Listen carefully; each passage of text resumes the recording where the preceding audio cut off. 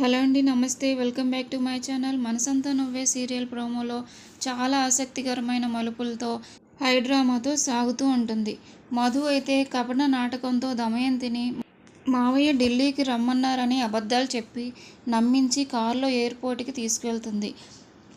గుడి నుండి వచ్చిన భాగ్యం, సైట్ నుంచి వచ్చిన సింధు, యష్లకి పెద్ద షాక్ ఎదురవుతుంది. యష్ వచ్చి అమ్మ అమ్మ అని పిలుస్తుంటే పిల్లలు రిషి, శశి వచ్చి నానమ్మ లేదు నాన్న, తాతయ్యని చూడటానికి ఢిల్లీ వెళ్ళింది, పెద్దమ్మ కూడా వెళ్ళింది అని చెప్తా ఉంటారు. భాగ్యం, యష్ రియాక్షన్.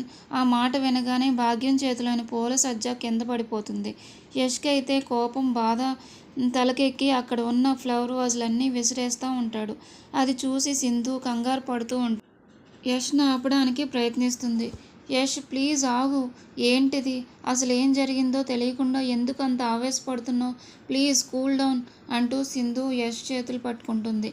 కానీ యష్ కళ్ళల్లో నీళ్లు, గుండెల్లో కోపం కట్టలు తెంచుకుంటాయి. ఎలా కూల్గా ఉండమంటావు సింధు, మా అమ్మకి ఆరోగ్యం బాగోలేదని తెలిసి కూడా నాతో ఒక్క మాట చెప్పకుండా ఢిల్లీకి తీసుకువెళ్తుందా మధు?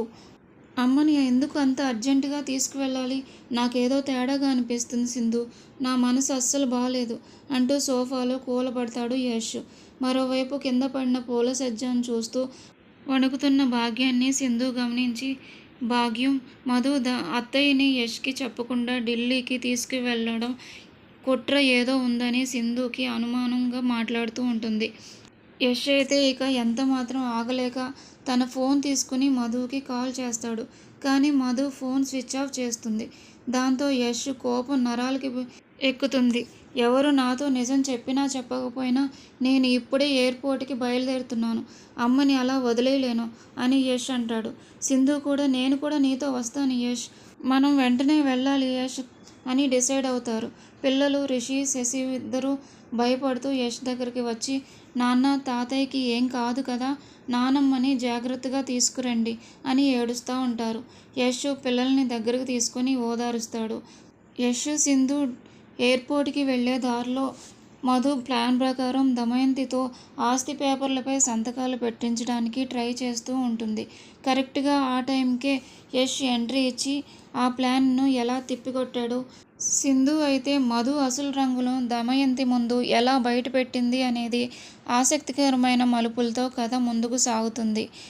మధు ఆడిన కపట నాటకాలని, అబద్ధాలని, మోసాలని దమయంతికి తెలిసిపోతే వచ్చే ఆ డ్రామా, దమయంతి ఇచ్చే రియాక్షన్ ఎలా ఉంటుందో చూడాలని అందరూ ఖచ్చితంగా ఆసక్తికరంగా చూస్తారు. మీరు ఈ సీరియల్ చూసినట్లయితే లైక్ చేయండి, షేర్ చేయండి, సబ్స్క్రైబ్ చేయండి.